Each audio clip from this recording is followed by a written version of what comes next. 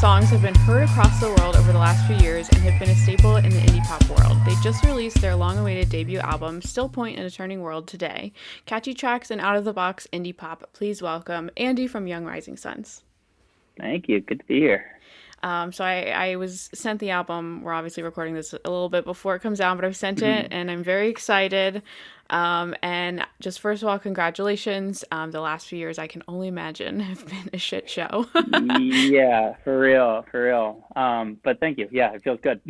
Absolutely. Well, just to get us started, what was the first thing you listened to today? What is the first thing I listened to today? What was it?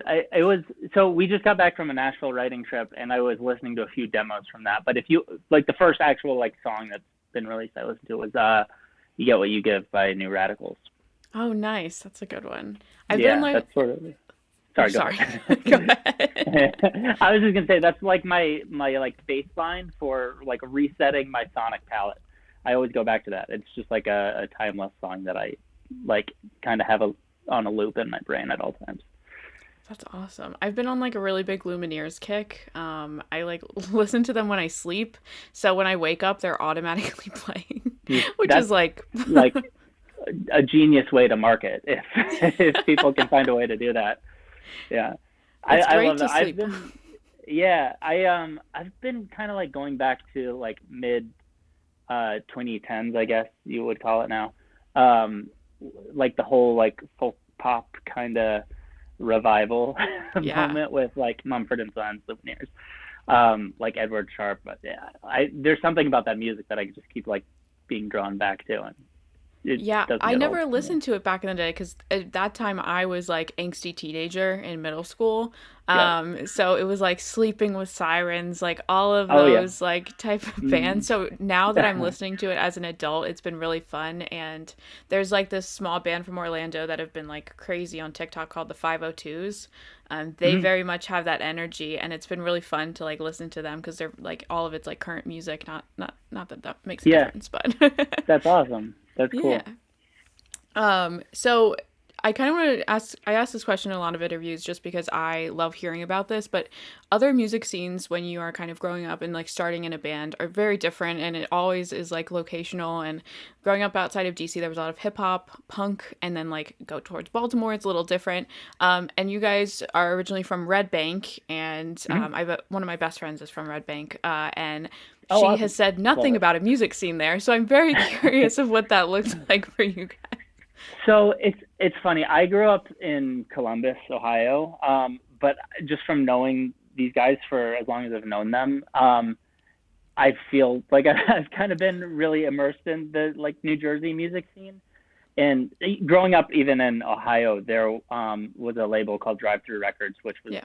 like the starting line was on it. Like I think Census Fail was on it. It was like a lot of, I guess, for lack of a better word, like Warp Tour style, like pop punk kind of bands were on it. And um, growing up in Columbus, I remember seeing like Drive Through Records, the logo on every like album that I bought, and I was like, man, like this feels so cool. And it was all in New Jersey.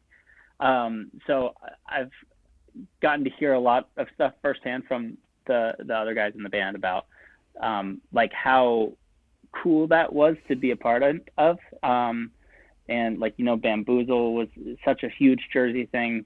Um, and I mean that's just like sort of the more modernish type era of music. Like you got Bruce Springsteen from Asbury Park, and the culture behind that, which is very vast and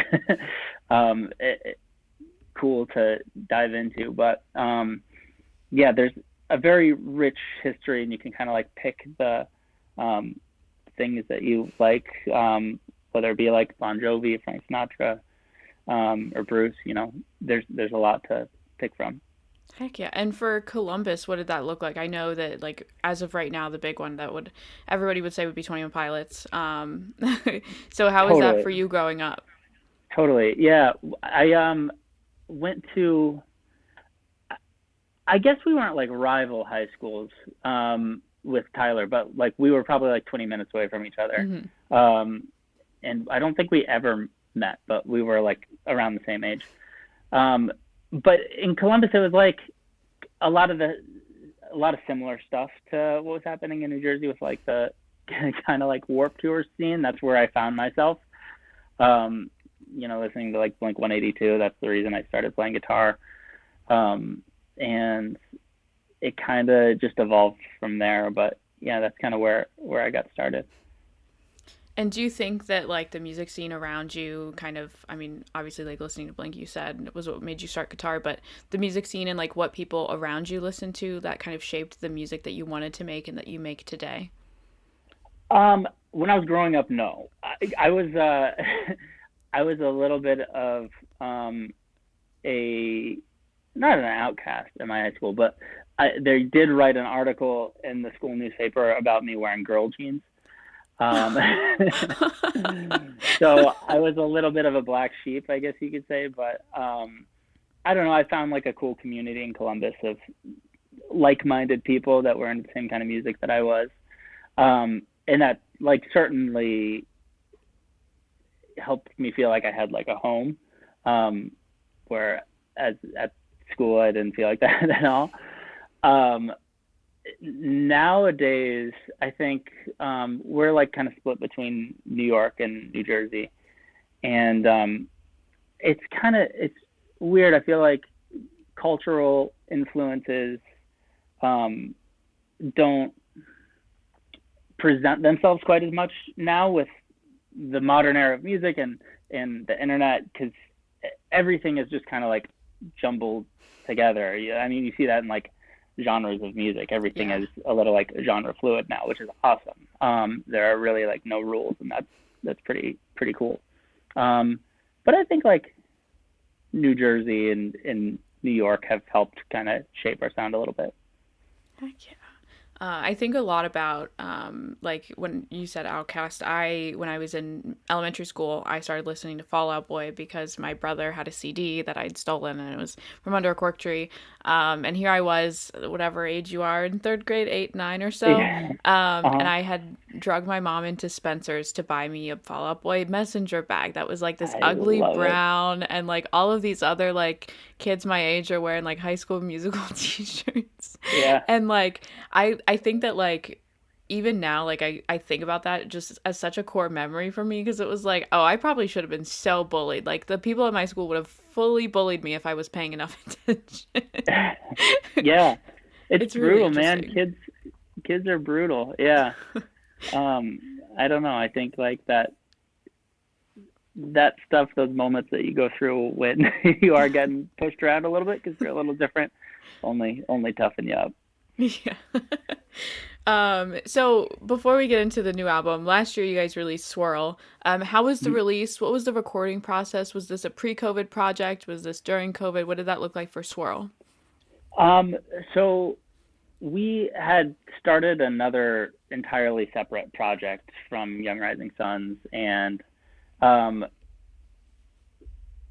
sort of, I guess it was like a few months before COVID had hit that we had started it, and then COVID hit, and we were writing a lot on Zoom because we couldn't be together, and we started writing songs that felt like they were Young Rising Sun songs, and a lot of those made it on the Swirl like mini album long EP. I don't really know what it is, but yeah, it was kind of weird. Like we weren't together for most of the writing of that. We did it like a lot over Zoom and or FaceTime or whatever it may be. But the cool thing about coming back to Suns from the new project is we started recording and producing and writing a lot of pretty much like everything that we were putting out. So it was very insular and like kind of a way that we had never done before. And I think it like allowed us to rehone and refocus in on what Young Rising Suns is and what we think it is. So that was cool to be able to do that for the first time with Swirl. Yeah, and I think that an interesting thing to like kind of talk to people about in this, like, I would say like the better parts of the end of 21 to now is, do you think that the way that you created music, you could Swirl or the current record, do you think that that's going to change the way that you kind of create and make music in other albums, comparing to like if you took a pause or if it just made you think more about the tracks because they took a little bit longer to kind of produce and like kind of be more so DIY style? Yeah, I think so. I think actually it's made us realize that we need to think less and trust our instincts. 'Cause I don't know, the danger of producing your own stuff is that you could sit there for years and constantly tweak little details. Um, but at a certain point, if you want to put something out, you need to kind of put a bow on it and be like, okay, that's it. We're not going to touch it anymore. So we had to kind of learn to do that. And I think in doing so, we kind of learned that sometimes because you're not like rushing through stuff, but you're not like quite as precious with like doing 20 vocal takes to get like one good vocal. Like there are some little mistakes that come through, and sometimes that's what makes like a record so special, whether it's like, I don't know, somebody like coughing in the background of a take, or like a necklace like jingling around while you're like recording a tambourine, whatever it may be. I don't know, I just like add some life to stuff, which is kind of cool. And so for Swirl and Still Point and A Turning World, were they both self-produced? I heard you say that a little bit. Fully Yeah, self-produced?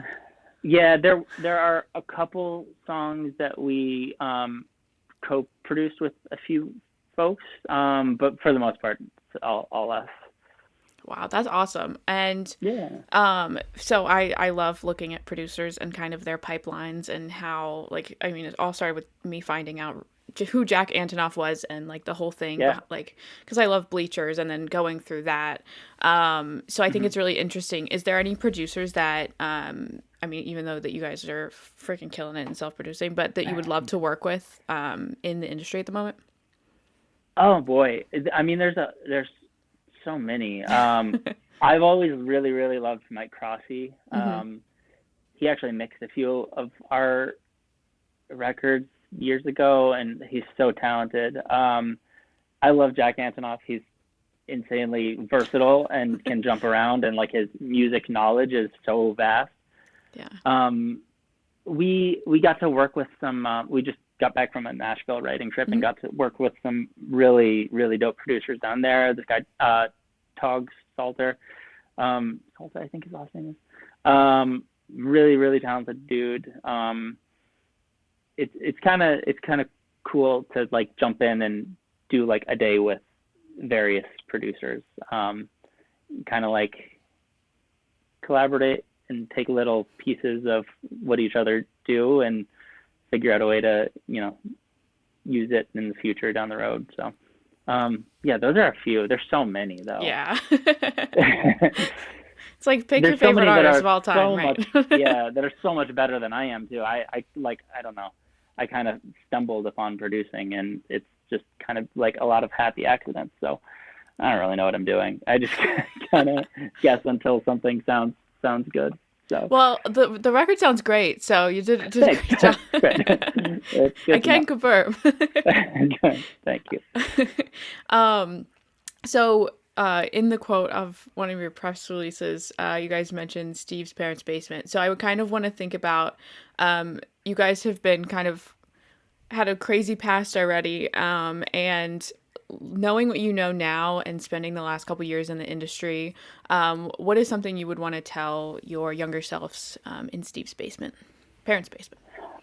Um, Enjoy it. Like soak every moment in. Um, I don't know. It feels like they aren't as fleeting as they are, but like I don't know, the big tours and like the radio at 6 a.m. It like at times it can be stressful and it can be a lot.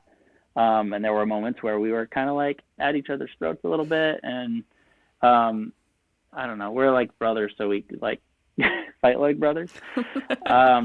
But I think like just cherish it because like I don't know, you never know when you're gonna get like a swing like that.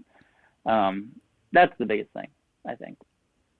And reflecting on that, and I mean, the song "High" is quintessential in indie pop, in my opinion. I mean, I'm sure a lot of people will Thank say you. that too.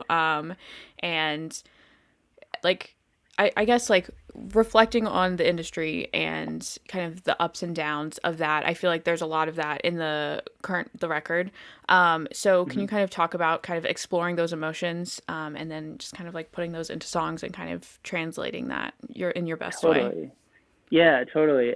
I think I mentioned it earlier, but like one of the focuses of coming back to Sun stuff was kind of rediscovering what like we were always supposed to be, or what we always felt like we were supposed to be. And like literally the first song we put out was about like tremendous highs and horrific lows. And how like there's a balance there, and one can't exist without the other. um so I think we wanted to try and find that again, because we've been through a lot of awesome moments and we've been through a lot of shitty moments. So I think we've got a lot to talk about when it comes to that. But yeah, I think there's like always been this kind of like hint of optimism in all our music, and I don't know, like some might say it's a little naive, but um, I don't know. I try to find the silver lining in everything, and I think that's, I don't know, especially in this world, it's important that we try and find the positives, because there's a lot of not so great stuff that happens. But yeah, yeah, and I think that's kind of what High was about, finding like the beauty in the lows, and the I don't know, cherishing the highs. And looking at Still Point in a Turning World, that optimism and positivity is still really pointed towards, no pun intended, heavily. That was terrible. I'm so sorry. I loved it. I'm here for it. um, I keep getting made fun of because I took a comedy class and now I try to make jokes all the time. It's not working for me. No, Uh, I think you're killing it. but I think there's a lot of also like realism in this album, specifically Painted Blue. I think it like paints that. Jesus Christ, that was really not intended for a pun. The picture of kind of playing both of those sides of like, yeah, life sucks, but it's we're hanging in there. So can you kind of talk about the track list? Obviously you don't have to like go through everyone, but like songs like Mellow Yellow and like Painted Blue and Carousel, there's just like a lot of obviously parallels, and then also kind of continuing that narrative. Yeah, totally. Like as a whole, I think it's sort of like I said, kind of like the balance of the highs and lows, but also like living in the now, living in the moment, and eh, realizing that like I don't know, it's just like human nature to kind of dwell on past things and also look forward to the future. But I don't know. I think it was like the entire album as a whole was a little bit of an exercise to like stay in the now for me specifically. But um, yeah, I think like as far as like track listing stuff goes, it kind of, I don't know. We tried a bunch of different like arrangements, um, and this it felt like the most natural and the most like a journey this way, I guess, for lack of a better word. Um, so yeah, I think I don't know. It was important to us to have like a flow to it, and it's a daunting task to put together a track listing, Yeah. uh, especially because this was like our first time really doing it. So um, yeah, I think there are like some uh, themes that kind of like run throughout. Um, I'm trying to like think about the lyrics in my head now. There's so many songs.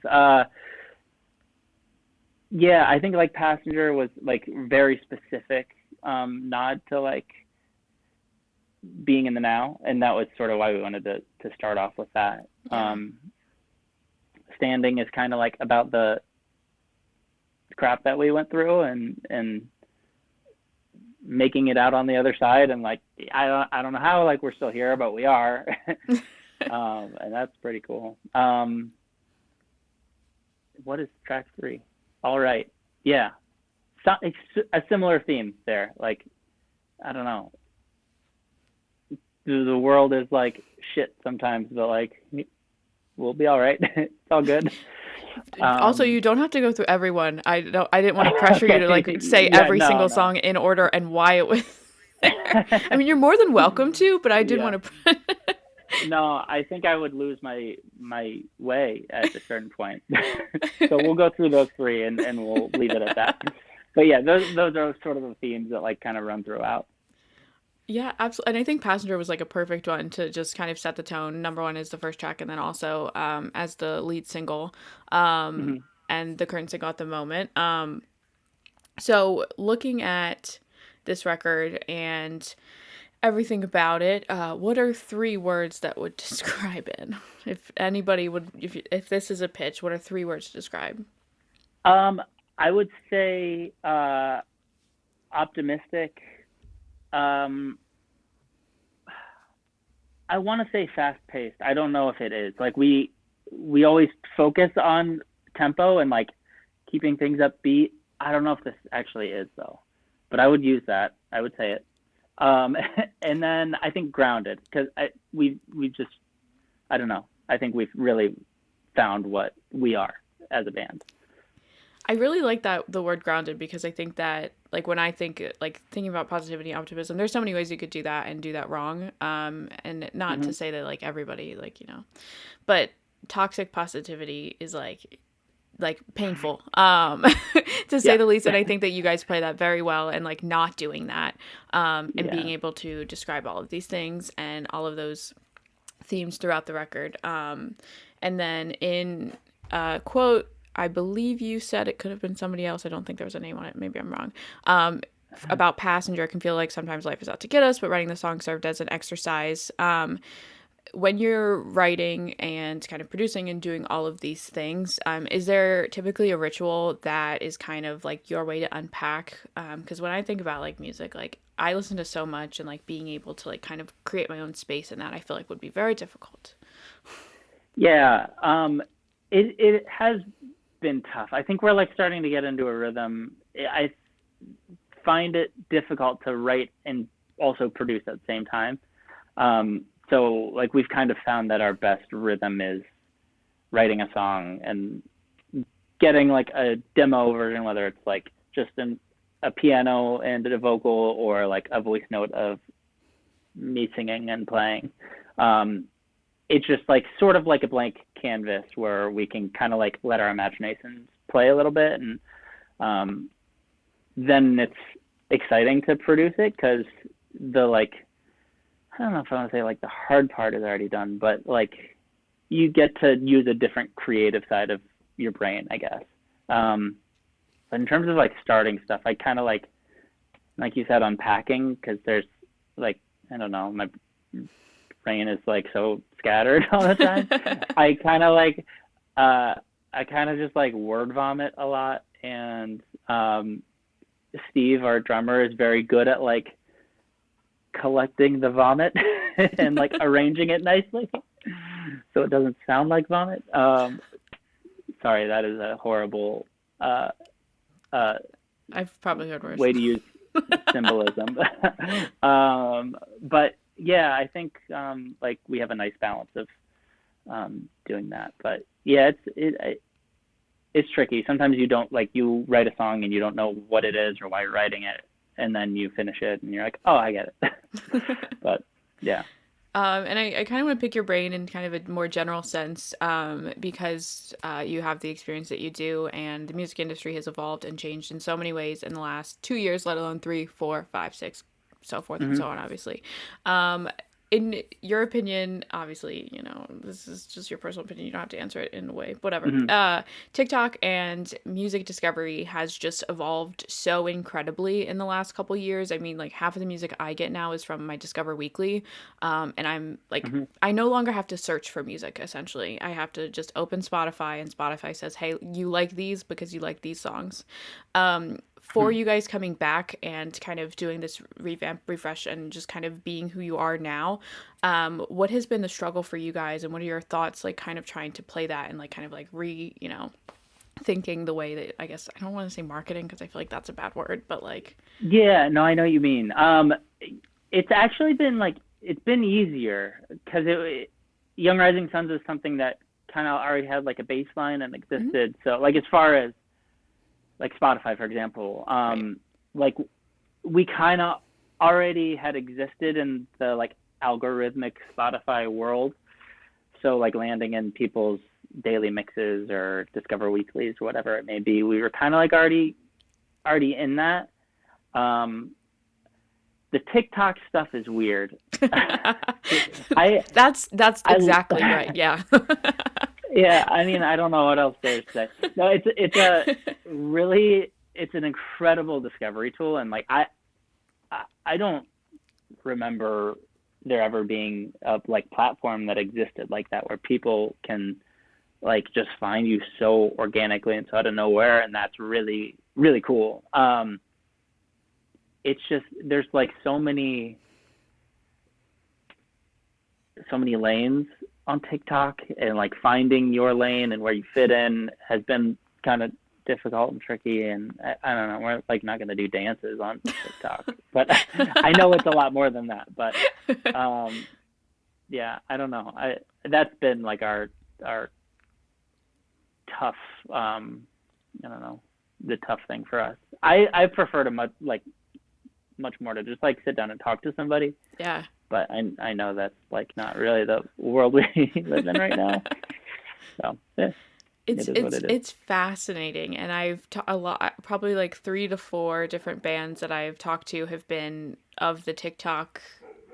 Sorry, Yeah, my dogs are like no, it's freaking okay. out. What kind of dog do you have? I have 2 labs. Oh my god, you Yeah, love they're dogs having a so grand old time. They just ate dinner. much. But Love it. sorry. Like 3 to 4 bands that I've interviewed on this podcast have been of that TikTok sphere of like, we posted a song, it got this many views, this many streams that led to this, and kind Hmm. of like watching that as like a study for me, and like I don't do music, I just like I am just very much a viewer, but like as somebody who's like kind of been in the industry for a while, it's like you have like people who have a song and it just goes viral and it stays viral and then it plateaus. Like their numbers plateau from Hmm. that. And Yep, then you have other people who are just like doing great and they continue on that and build on that. And it blows my mind because like what's the difference here? Like all of I these songs know. are good, but like why is one, kind of plateauing rather than like I'm going to use the band Valley, which isn't the best example because they're signed to a major Hmm. label, but they keep posting songs and their TikToks keep piling up and piling up. But rather than somebody who's unsigned, I mean, maybe I just answered the question myself. Yeah. Well, I don't know. I think a lot of it is like some of all parts. Like you can't Yeah. just focus on like putting a song out to Spotify. You have to do like Spotify and like I mean all the DSPs, but like Right. Spotify and TikTok and Instagram. Like there's just so many things. It's all the things, and I think like it's I don't know, if you focus on just one, like you can grow, but at some point I think you are going to plateau. It's crazy. It Yeah. blows my mind. Yeah. And one day I will get to the bottom of it and I will share all the secrets, but I do not think that's anytime soon. Yeah, I don't know. It's all robots. Yeah. They're It's just deciding everything for us. anytime I think about like the TikTok algorithm and like the space, I think about the theory that like somebody was streaming Selena Gomez's songs in an empty warehouse of just a million computers, and that's why she had like really high streams. That's all I think about is that's what Yeah, TikTok is. I know. Who knows? Might be. Yeah, honestly. So, but kind of going back to the record, I kind of went on a tangent there, but Hmm. For this record, other than producers, did you work with any other singer-songwriters, or was it just you guys and the few producers you mentioned? We did one song with Fizzy Rocket, who is fucking awesome. Sorry, am I allowed to curse? Yeah. Can I curse? Too late now. Yeah. But she is incredibly talented. We did a Zoom session with her, which like I'm not a huge fan of Zoom sessions. Hmm. But that was one that was like very natural. We had never like met in person. And we got a really cool song out of it. And it's the song In My Room, which she also sings on. And it wasn't ever intended to be a feature, but the song, it like the experience just felt so special writing it that we were like, we should have her voice on it. It just feels right. So she did a verse on that and killed it. Other than that, we do you know Brian Samus? He's in La Bouquet and Oliver the Kid. Yes. Yeah. Okay. We've been buddies with him for what feels like forever. We did a tour with him years ago, and we wrote House of Cards with him, which was cool. He's such an easy person to like sit in a room with and write a song. So I think that's about it. There's a buddy of ours, Jackson Hoffman, who's an incredible producer. We write with a lot. He's based in New York as well. But yeah, I think that's about it. Yeah. Awesome. It's funny you say La Bouquet because I just had one of their songs pop up on my Discover Weekly. I'd never heard of them before. So Oh, really? probably like 2 weeks ago was my first time. Yeah. Yeah. Which was Yeah, very they're exciting. I awesome. think it was 1990 was the song, if I remember Oh, correctly. 1990 Nowhere. I think that's another. Yeah, he jumps around a lot. I don't know how he does it.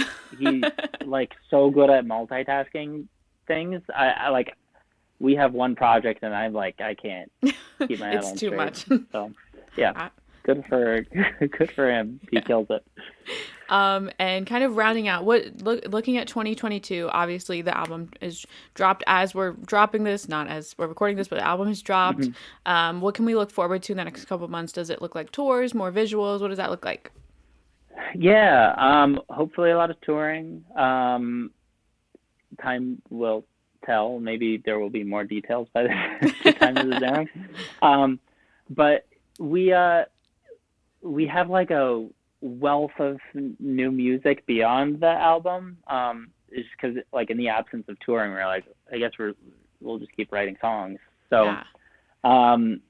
I don't know. We definitely want to give the album its moment because this is the first one we've ever put out, which is pretty special. So, we want to give it its like due moment. But we're excited to just keep putting music out and hopefully meeting people who connect with it and like it. Absolutely. Hell yeah. Well, do you want to play a game called Quick Pick where I make you quick pick a song with a very specific scenario? Oh boy, I'm nervous. I feel like I'm horrible at this stuff because I get like antsy and nervous and my like palms start to sweat, but I will give it my best shot. I'll say averagely quick. Okay. Slow Okay. quick. So the first Okay. one is it is a beautiful spring day. The weather is ideal. For me, that's like a perfect 65, but for you, that could be Ooh. higher or No, that's lower. nice. Um, I'm like a 60s kid. yeah, and it's like 60s, freezing here. I don't know low what it is 70s. there, but I'm like I freezing know it's today. not good. Yeah, yeah. But what song are you picking to set the tone? I'm picking A Phone Call in Amsterdam by the band Valley.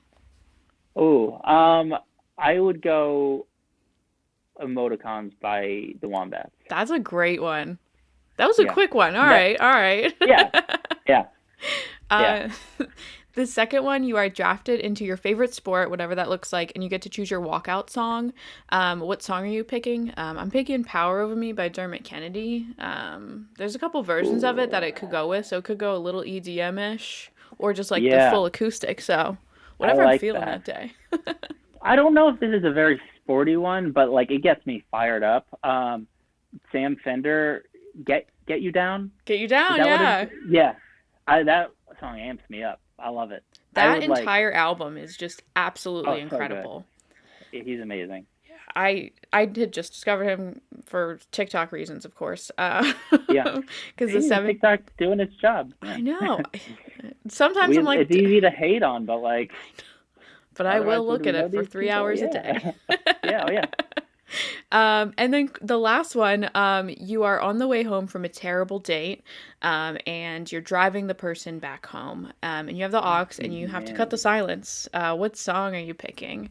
I wrote "I Drink Wine" by Adele, but like my energy right now, I'm thinking like "Thought Shit" by Megan Thee Stallion. You Oh, know, yeah, I just dig that. I'm going in a different direction. I'm going like full emo mode here. yeah.